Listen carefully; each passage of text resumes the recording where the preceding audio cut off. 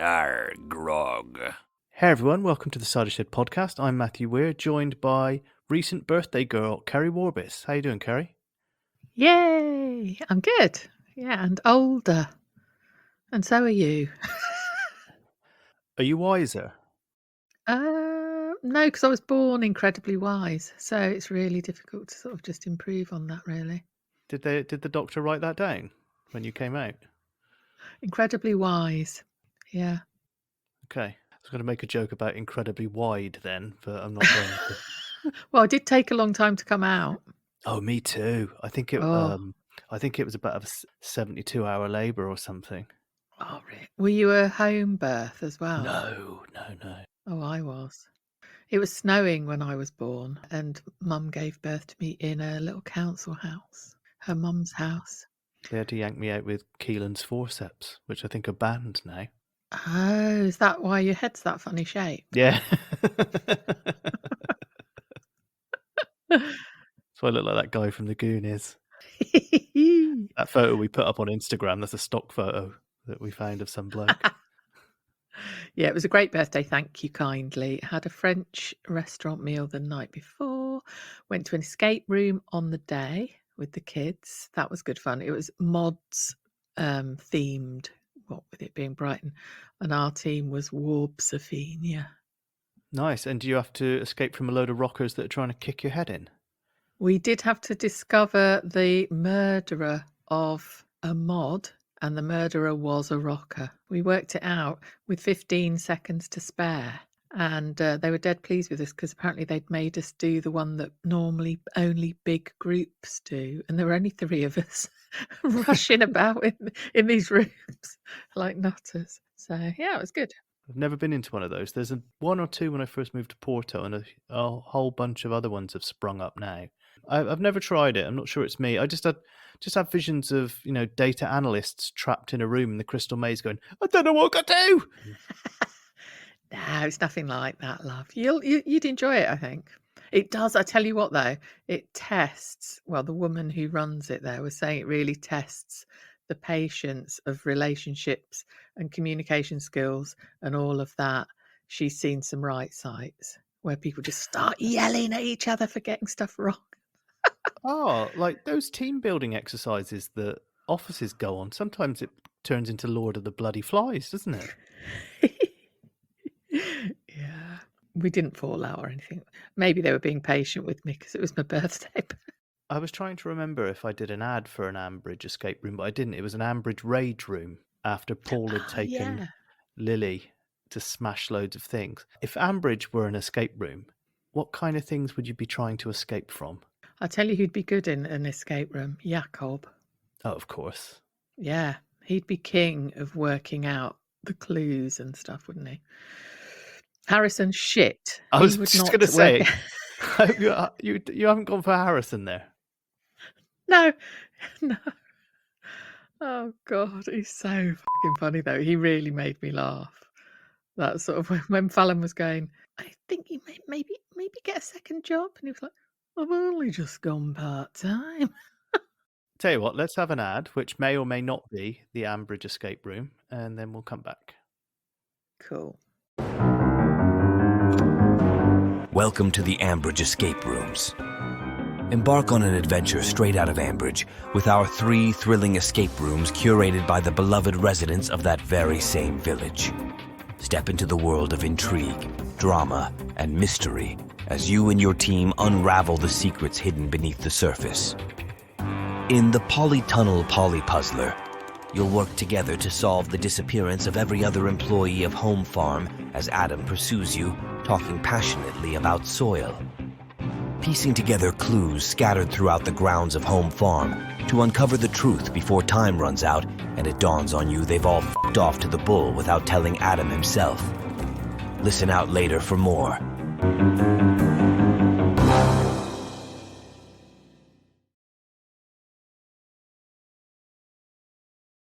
He lost the cricket captaincy during the monologues, didn't he, to Tracy, as I recall? She performed a cricket coup. Yes, the monologues. There should be a sort of funny sound whenever they're mentioned, I think. The monologues.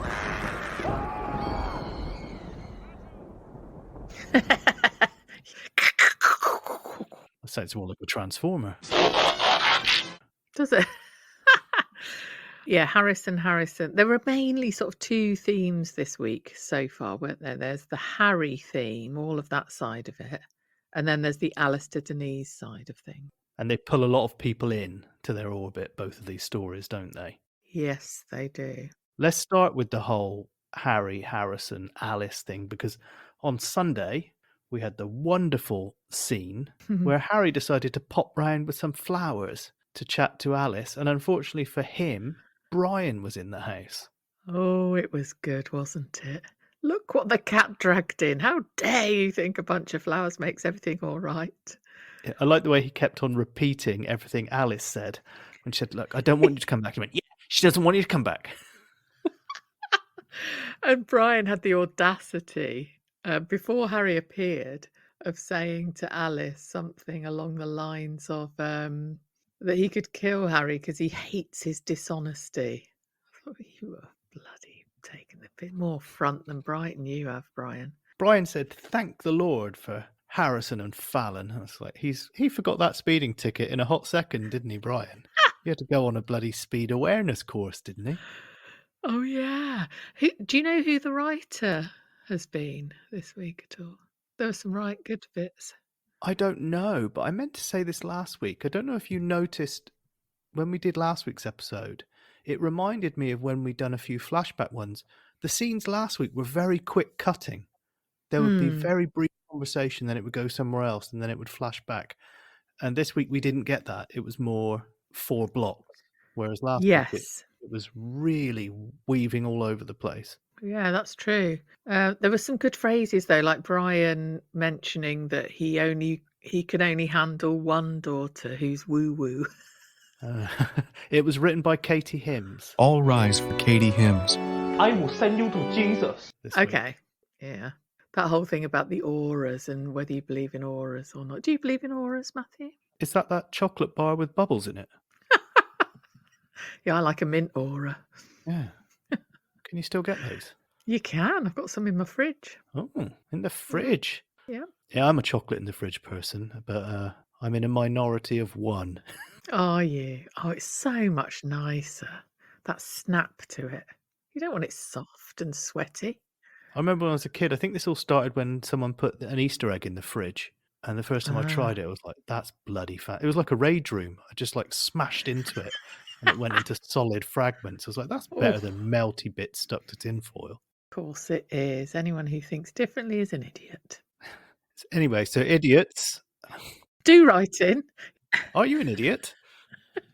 Let us know. We haven't had an email in a while. hello@thecidershed.com. Yeah, do write in with your chocolate tales. Sounds What? like the tales of chocolate. But Brian was straight away, having thought that Harry was a straightforward, decent sort of chap, based solely on the fact that probably the car he drove and that he was into horsey stuff. Now he's like, no, plenty more fish in the sea. And poor old Alice is kind of thinking, well, I don't know if I would like a fish, to be honest. Well, she could always pop down to the polytunnels. Yeah. And she was also saying she wouldn't be able to find anyone. And Brian bigged her up, didn't he? She rang Harry back, didn't she, after Brian sent him packing. She thinks it's good that she goes in and says some nice things about Harrison. I thought even Harry is going to be like, what? Do you want me to say like he's competent? I did like it when Harry went, he kind of said, I'll do anything for you. And she said on that phone call, could you please speak up for Harrison? And he went, can I think about it? Yeah. Which it was based on him. Basically, he was shitting it, wasn't he? Because it then means he's admitting to his alcoholism and it's become an actuality for him. Yeah, I do regret absolutely everything, but do I really have to go and say nice things about that copper? But I can't do that. What is the thing that he won't do in that song, Keri? Has it changed the cat litter tray? My God, that's a premonition of one of our jingles later. Is it? Yeah, how bizarre. Badger! I don't know, is it anal? No, everyone assumes that, doesn't it? Yeah. It says right at the end of the song, he said, like, he wouldn't cheat on the person he's singing to if he fell in love with someone else. That's essentially the twist in it. Oh, right. Okay. So it is. No, who's that singing then? Denise. Meatloaf. Oh. In the Archers, you cretin. But you might, Keri, you sometimes forget the years of the songs of Meatloaf. I know. Probably. I'm really happy that you've messed up there. I mean, it's For once. possible you might not know who it is. It's Meatloaf, Keri.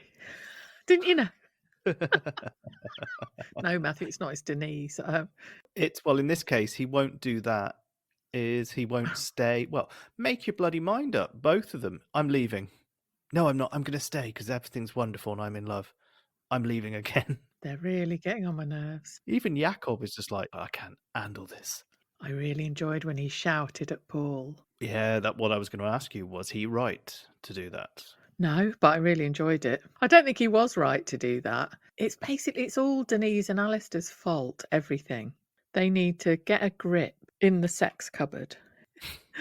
No, they don't need to get a grip in the sex cupboard. They need to not keep going in the sex cupboard because it's all going to get found out, isn't it? They need to have a conversation. Denise should speak to John and say, it's difficult because he's crying because of the grandma situation, his mother. So it's the worst possible time to tell someone that you want to leave them, isn't it? As their mother is on death's door. So it's not ideal. I did tweet, they just need to be patient, like Arsene Wenger. Was he having sex in the store cupboard as well? Probably. He did have an affair, I think, in that coat. He's the hungry caterpillar in that coat, isn't he? Yeah. Don't want to know what's going on underneath it. Paul was quite surprised that he cried. What did you say? I was waiting for Denise to go like, I said, you're dumped. I'm going off with Alistair. Yeah, I want to shag Alistair. But there was that bit later as well where Paul was pressuring Denise to maybe she should go to St. Lucia. Alistair would totally get it. Actually, come to think of it, I read that graffitied on the wall of the toilet. Yeah, in the medicine cupboard. Maybe Doug and Don Lovell were calling in. I thought they were going to come in and say, yeah, we've got some rather distressing security camera footage from the store cupboard. We stuck it up on OnlyVets. We made a fortune. Yeah, they sort of went from... Because Alistair, he declared his love to her in a really odd way, didn't he? It was about there were biscuits involved. Oh, because Jim said to Denise when she was buying the biscuits, oh, Alistair's thinking of leaving. And then she went into the vet's practice and saying, I wish I'd bought arrowroot. And Alice was like, are you tripping? Are you high? What are you talking about? And she then said, Jim has told me that you're leaving the practice. He was like, well, I love you, Denise. If you told someone you loved them and they said, that's nice, would you take that as a plus or a bit of a red flag? Well, he then followed that up by saying, well, didn't you know? And he was like, she said, I didn't know. So she kind of knew, didn't she? It's just the wrongest of times, isn't it? He just calm down. Clearly likes you. Don't mess it up. Just wait a bit. Wait until Grandma's dead. Paul was there going, I just don't get it. Why are you leaving? We're the dream team. Everyone loves each other here. And then Jakob was just like, shut the fuck up. I can't stand the sound of you laughing, singing, breathing, existing. When there was the post chat with John and Alistair was still buzzing about their night out in Felpersham or even Birmingham on a Friday, so I thought we could go somewhere fancy or not fancy. I was getting real major Mark Gatiss vibes from Nighty Night when he plays Glenn and takes Julia Davis out for dinner in that first episode, and he's really desperate. Oh, it's such a good episode, that, isn't it? You should totally look up the bloopers from that scene. Oh, right, okay. Yeah. She just keeps looking up at his hair, and she can't. She's, that hair natural, Glenn? He goes, no, impulse perm. She just absolutely loses it. He's trying to say like his ex-wife was his PE teacher, but he just can't get the lines out. Oh dear, oh dear. Is it in that scene where he gets up and he's got backless chaps on or something? She does. Oh, it's her. Right, okay. Yeah. It's a long time since I've seen it. Jacob just losing it with Paul, and Paul sort of going, oh, thank you for that feedback, as he edged out of the room. Did you think that Denise was going to say, it's because me and Alistair love each other? I felt something was going to break at some point because he looked at her several times and went, why aren't you saying anything? And when Jacob went for him, I felt that she would have Paul's back, but she didn't. And they all just waited for him to leave the room. But, I mean, fair play to Paul in the sense that he's detected something's wrong. But I think at this point, even Harrison would have detected something was up here. Oh, that's what I was going to say. I felt we were robbed of the dinner out in Birmingham. I was quite looking forward to that. I wanted to know which restaurant they would go to in Birmingham, actually escaping to the big city. I hoped they'd be snogging and someone would see them there, but that's not going to happen, is it? Doesn't sound like it. As far as we're recording this on Thursday, as far as we know. Denise confronts Alistair tomorrow, and Chris makes a shocking discovery. So all of those things we'll wait and see. Yeah. All right, Keri, let's have a little breather, and then we'll talk about pretty much the only other major topic in town this week. Harry, Harrison, Fallon, etc. Completed the polytunnel polypuzzler, mate? Why not test your wits in the Grundy Farm Challenge, where you'll race against the clock to help the Grundy family solve the mystery of who has stolen their beloved ferrets and replaced them with demented knitted ones. Ferret! In a race against the clock, you'll need to find the swivel-eyed culprits of this crafty ass crime before Adam shows up and starts talking passionately about soil. Take a breath. We'll be back.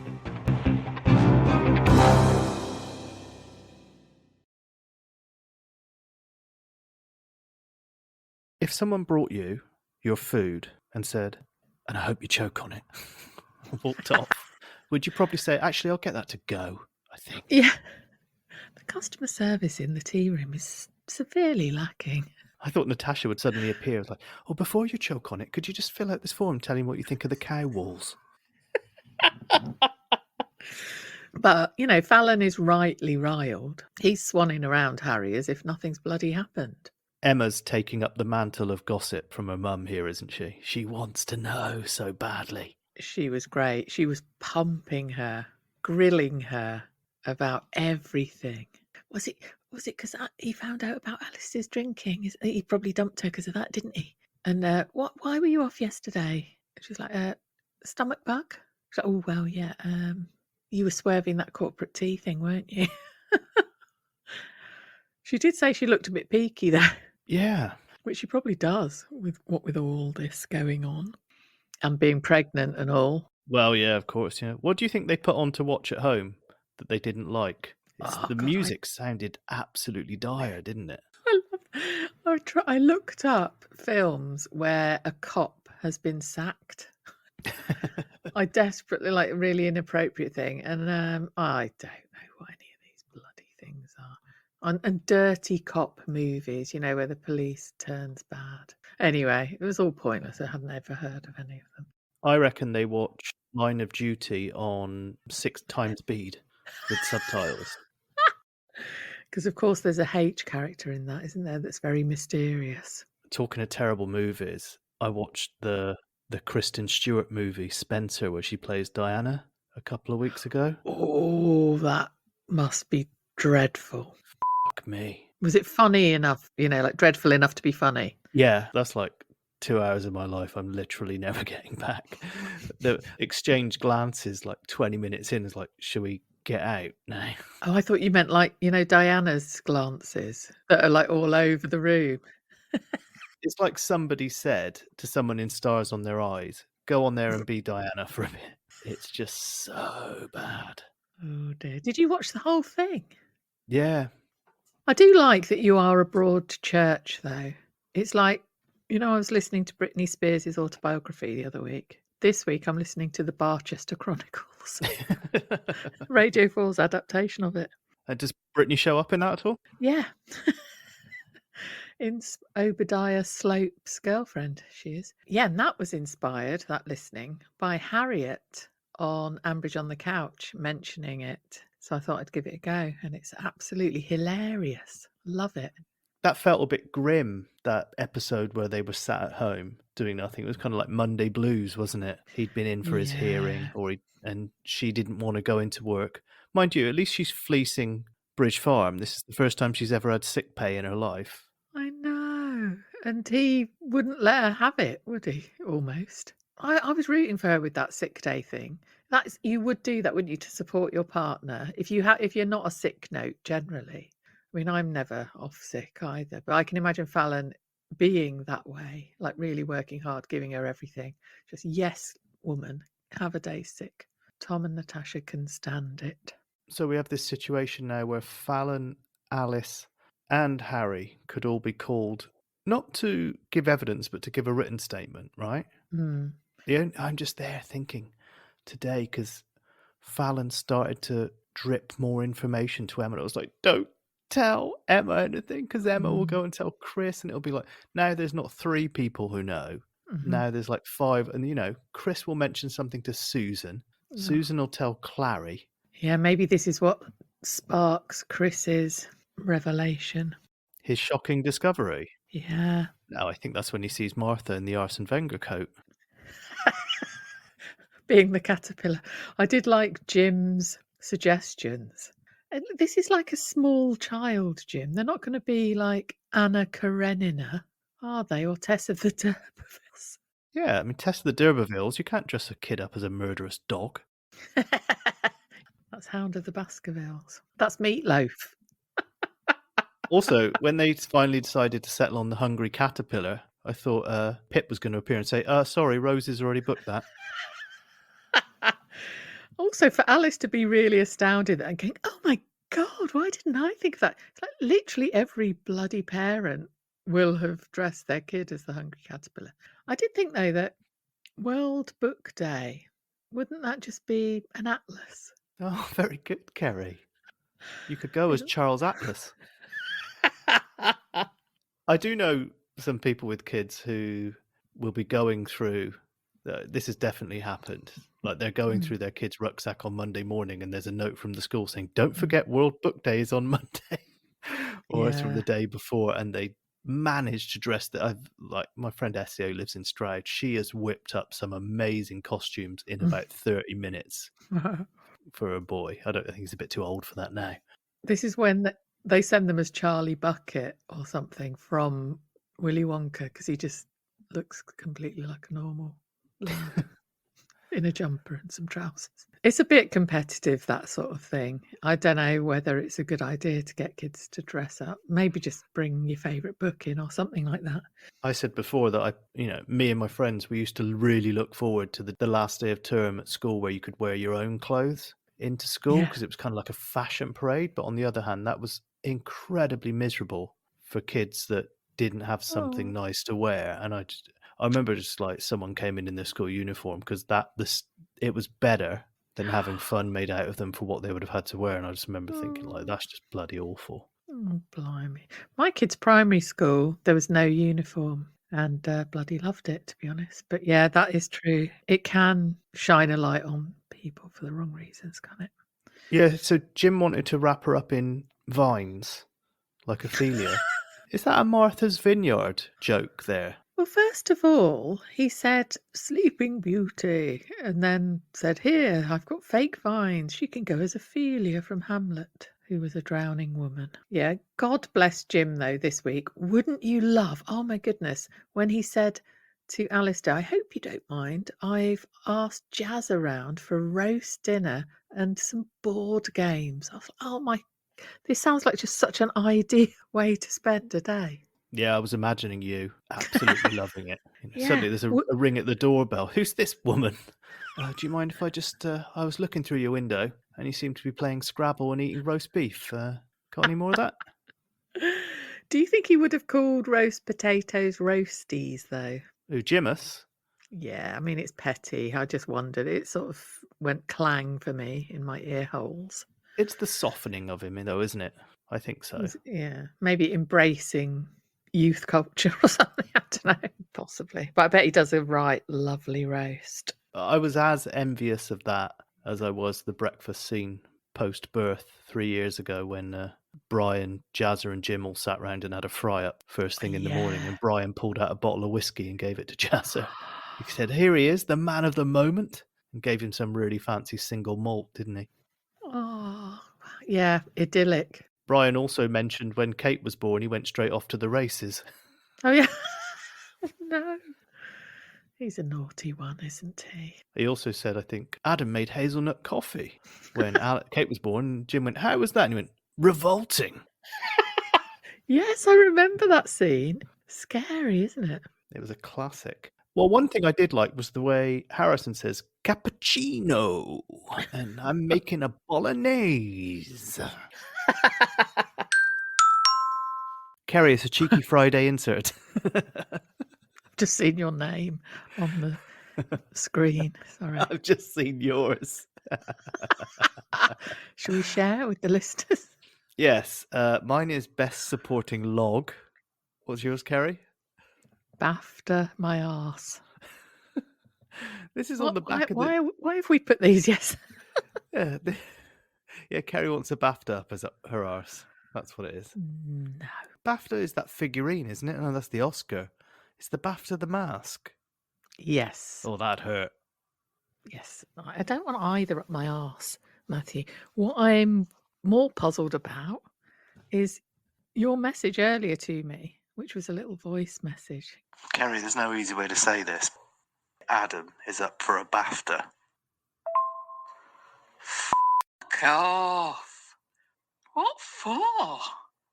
Stop it. This cannot be.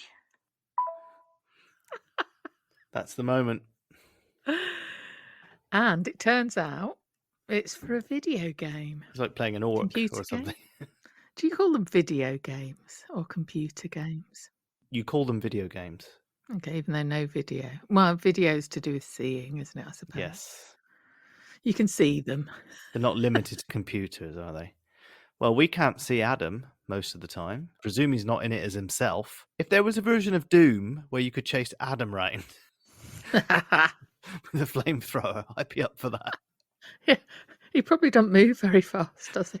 What with him being a log. And he goes up like a tree. Even I could catch that. Oh dear. Let's keep a close eye on his nomination then. Do you know when it all gets announced? No, I don't know, no. Yeah, well, good luck to him. Yeah, no, good luck to him. Fair enough. We have been told that he's very good in other stuff. So we think he just kind of lays it on with Adam, don't we? Yeah, I would need to listen to the other stuff to judge that for myself. And I do wonder what sort of character he is in the video game. Some kind of necromancer, I'd imagine. A wooden robot. All right, Keri, you've got all your Adam hate in. Yeah. What did you make of tonight's episode? Right, now then, it was Martha's tea party. Oh, there was quite a nice bit between Alice and Chris. Can I just say something? I miss Chris. Oh, Matthew, do you? I do. I think what I didn't like was the ChrisAlice, Chris Amy dynamic, but Chris as Chris, I quite like it.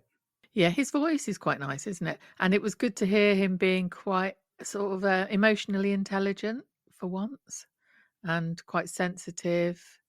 The interaction between him and Alice was quite mature, and they were planning to meet up on Mother's Day. Then he got the news because Harrison, of course, has to tell everyone he meets about what's happened. And that didn't go down too well, did it? After Alice had kind of opened up about them splitting up, her and Harry, he was like, "Why didn't she tell me that he was an alcoholic and got arrested?"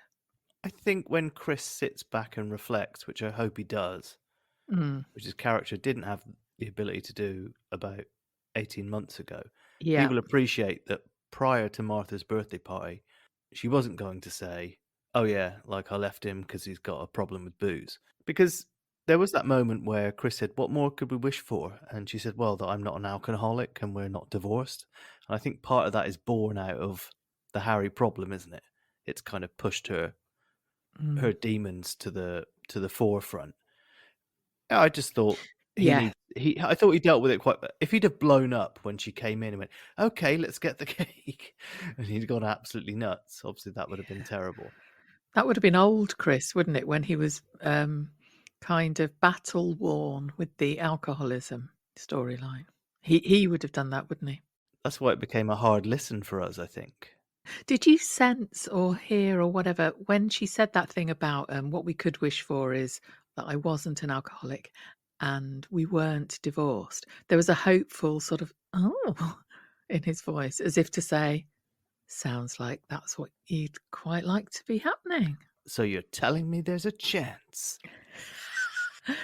Yeah, it was that kind of vibe, wasn't it? Also, swerving away from birthday cake time. Oh, she won the bloody competition, didn't she? Of course she did, with Jim's Fix. costume help. Yeah, Fix. I bet Rosie's fuming on the other side of the village.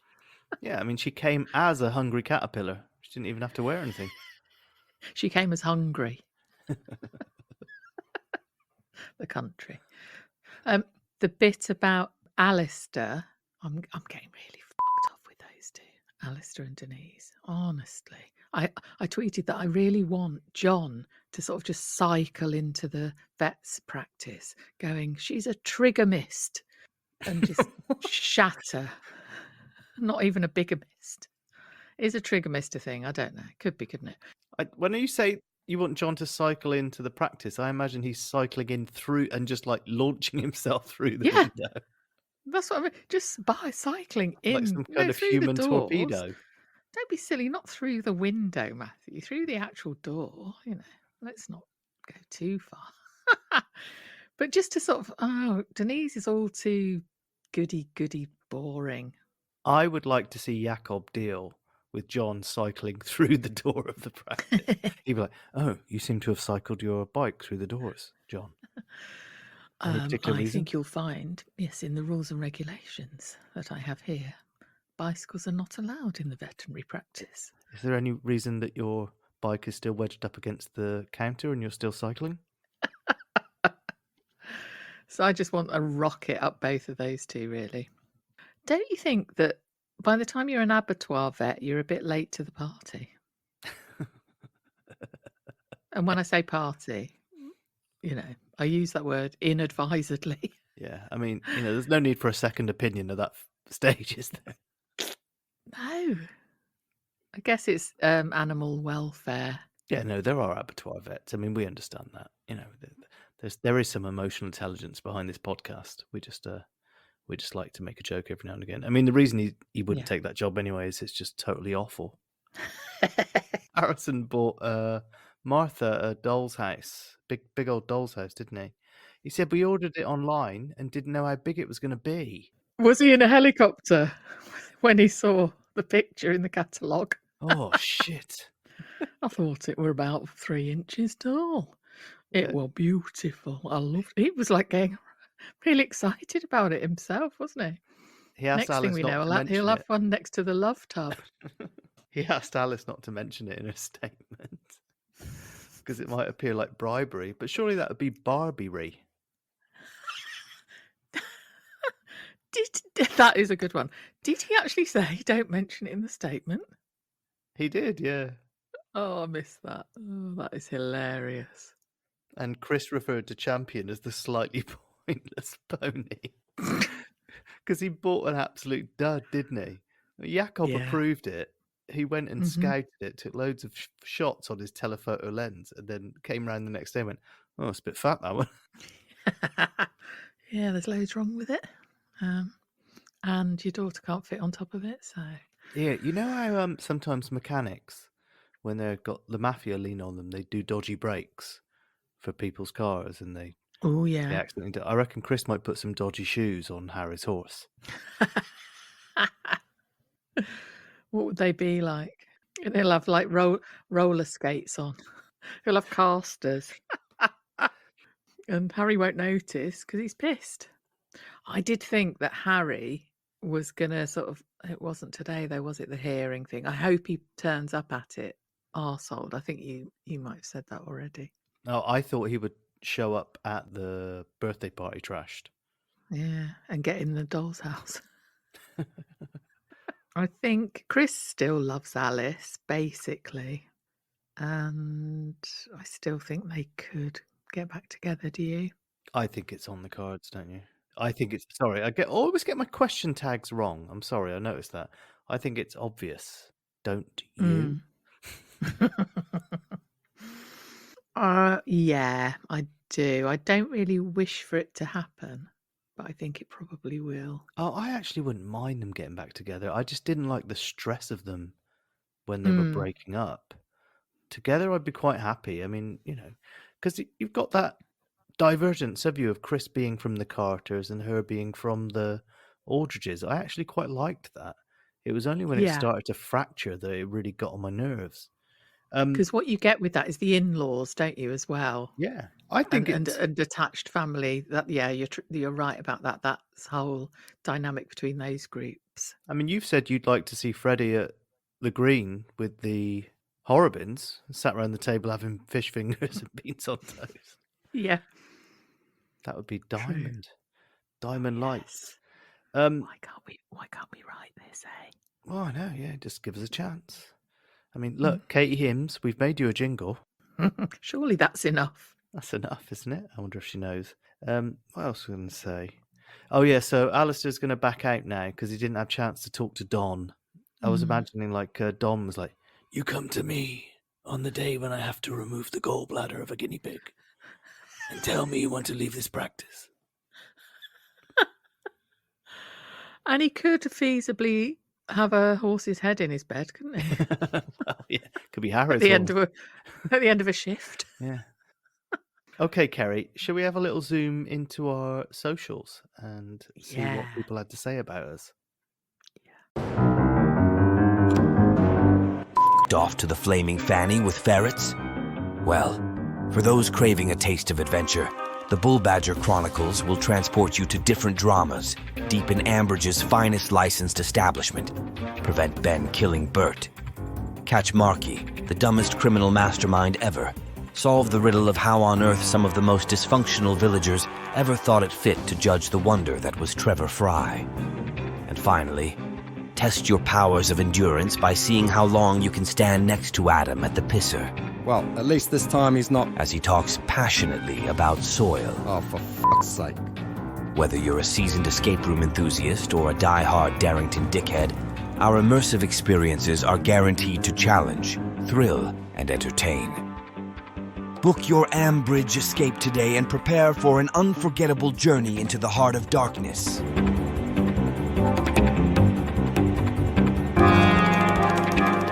Badger! Ferret!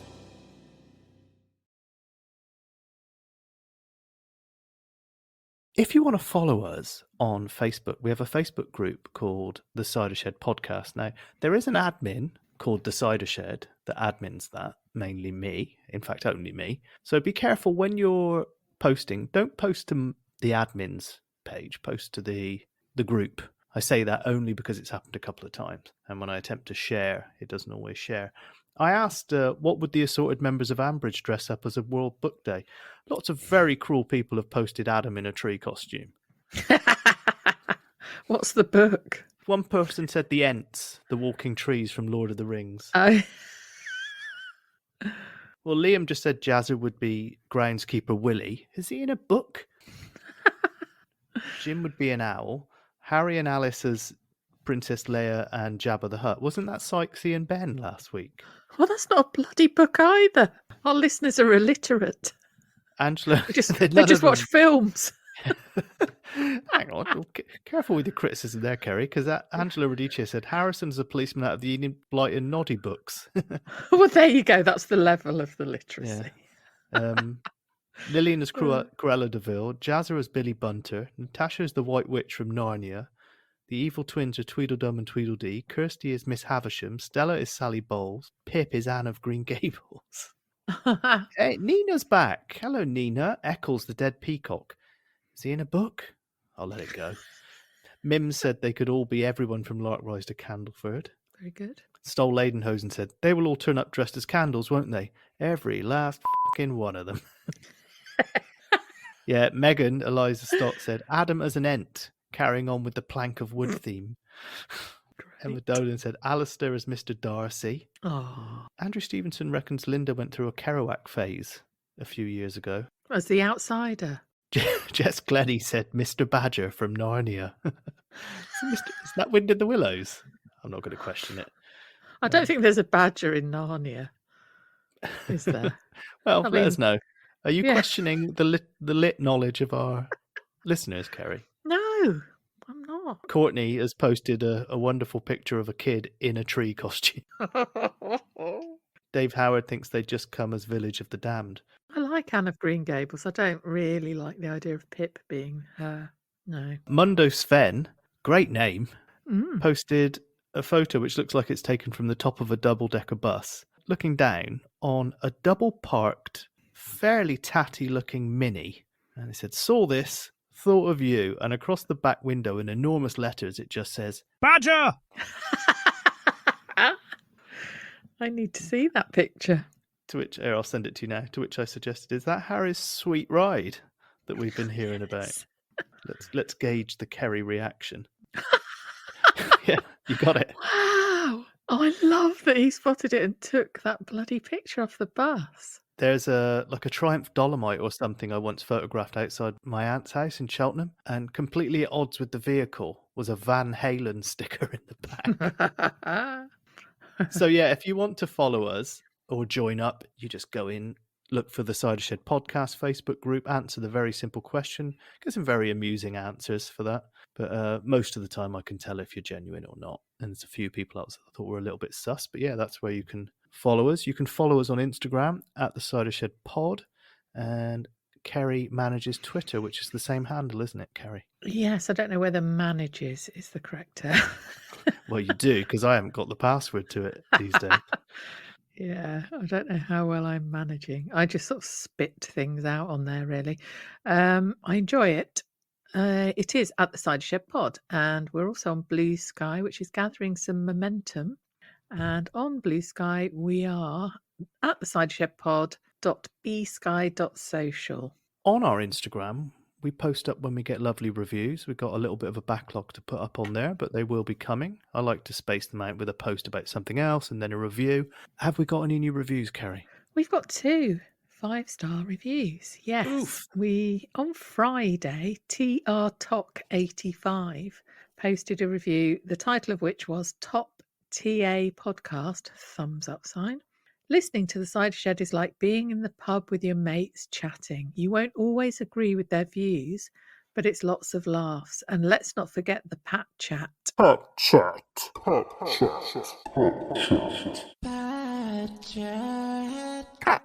Keep up the good work, guys. This podcast makes my Saturday. Love you all. Heart emoji. Too much? Question mark, question mark, question mark. Nah. So TR Talk sometimes disagrees with us, right? Well, if we're in a pub, you, me, car park now. For some parkour. Yeah, parkour, yeah. Thank you so much, TR Talk. Lovely. Thank you very much. TR Talk once accidentally invited me to a gin tasting because she sent the message to the wrong person. Crushed. I was crushed. Actually, I don't drink gin, so it wasn't a problem, but all right. I don't either. Wigan Alex posted on Sunday. The title is Excellent Archers Listening. Stumbling upon the Cider Shed podcast felt like discovering a hidden orchard tucked away in the heart of Ambridge, hosted by the dynamic duo of Keri and Matthew, as well as sometimes by Peter. This podcast is like sipping a freshly pressed apple cider. Their banter is as crisp as a frosty morning in Borchester. Let me raise my virtual glass to this excellent show. I would have given up with listening to the Archers if it wasn't for podcasts such as this. So, fellow Archers aficionados, grab your headphones, tune in, and let Keri and Matthew guide you through the strange goings-on in Ambridge. 5 stars? Absolutely. That was lush. Thank you. I know, Gert Lush. Gert Lush, yeah. How do you spell the Gert in Gert Lush, Keri? I'd go G-E-R-T. Oh. Is it G-U? Well, opinion is divided, but as far as I'm concerned, it's you. And if you don't, if you spell it with an E, I think there was a sandwich shop that named itself that, and they got hounded out of Bristol because it had an E in it. Ah, okay. Great. But thanks for those lovely reviews. They help the podcast a lot. So please continue to pen them, send them in, let us know what you think. Another way you can support us, which we're very grateful for, is on our Patreon. You can go to www.patreon.com/the Cider Shed. Once you become a member, you get our midweek specials, and you also get the main podcast up early. We had 4 new patrons this week, Keri. Catty Pierce got in touch. She became a patron. She said, "Hello, Ciderheads," in brackets. Is this anything?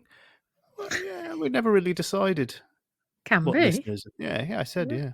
Yeah. First time patron here. Actually, the first time I've ever patroned at all. I couldn't resist more episodes of rinsing the archers in your usual hilarious and friendly style. Thank you for the giggles. What a stupid show. I presume she's talking about the archers. Which I can't stop listening to since I started last year. I agree with Keri's conspiracy theory. It's all a psychological experiment to test the average Radio 4 listener's tolerance for realism. And long may it live. Catty, kiss. Oh, Catty, imagine having listened to the thing that you've listened to for 1 year for about 40 years. And I said, yes, sometimes we get accused of going in too hard. But yeah, thanks for the support. And she went, going in too hard? They did a bloody fashion show for about 3 weeks on the radio. Yes, Catty, you are our kind of bloody listener. Ciderhead. Yeah, that did allow me to make a Vogue jingle for 4 weeks running, though, with slightly different lyrics. So we finished. I said, what on earth should your jingle be? Oh, I get a jingle. Amazing. Something cat-related because of the stupid name. I trust your creative genius to deliver. I would love a badger in there, though. So we've got people are requesting badgers now. Yeah, Catty, this is for you. Welcoming new Cider Shed patron, Catty James. Curl up by the fire, Catty. We've just filled your bowl with cider. The litter tray is over there. Thanks ever so much. Oh, and here's your complimentary.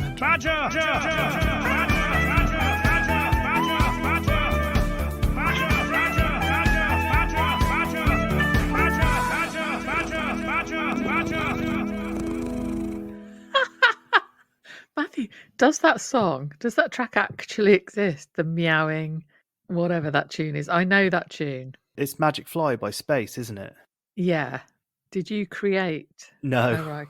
Someone did a cat version of it, and it was used on a video that someone made to promote the Bag of Nails pub at the bottom of Jacobs Wells Road in Bristol, which is a cat pub, and that music was on it. And I did a little bit of looking into where the music was from, and it's just someone that I think you can find their chat. I'll try and post a link to their stuff in the episode description. They do cat covers, basically. So thanks, Catty. Much appreciated. Carl also became a patron this week. This is for him. Welcome, Carl. Thanks so much for becoming a Cider Shed patron. Much love and respect to you. Now, sit back and relax. Thanks, Carl.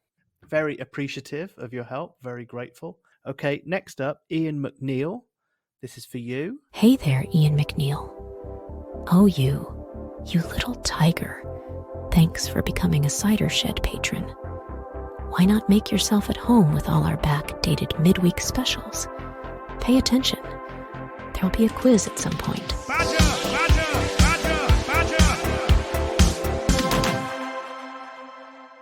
Oh, thank you so much, Ian. I'm loving these badger inserts. Yeah, I think it's one of those things now. If I left it out...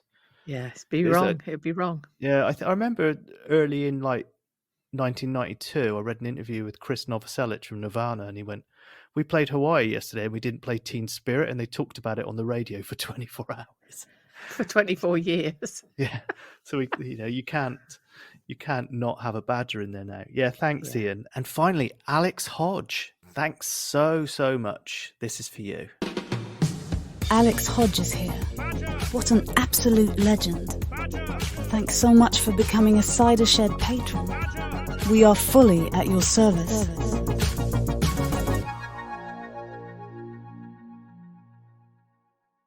Cheers, Alex. Yeah, now, will that possibly be the Alex who wrote the review? Oh, it could be. Yeah. What a week Alex is having. either way, very grateful. Thanks to all of you, and thanks to everyone that supports the podcast through Patreon. Really massive help for us. And can't really. I feel like I'm an Oscars acceptance speech. Really, just can't tell you how much we appreciate it. I thought you were going to cry then, Matthew. Yeah. Like go do a Gwyneth Paltrow. To go all John. Yeah. All right, Keri. Let's head off into the weekend, and I'm sure. Thanks to everyone for tuning in again this week, and we will see you very soon. Matthew, have you got your Mum a Mother's Day card? No, I haven't, because she's in Gran Canaria. Okay, I just thought I'd remind you. No, she messaged me and said there's no point. Oh, lovely. Good. Okay. Well done for even thinking of it. Good. Yeah. Bye. I don't know, is it anal? I'm leaving. You don't want it soft and sweaty.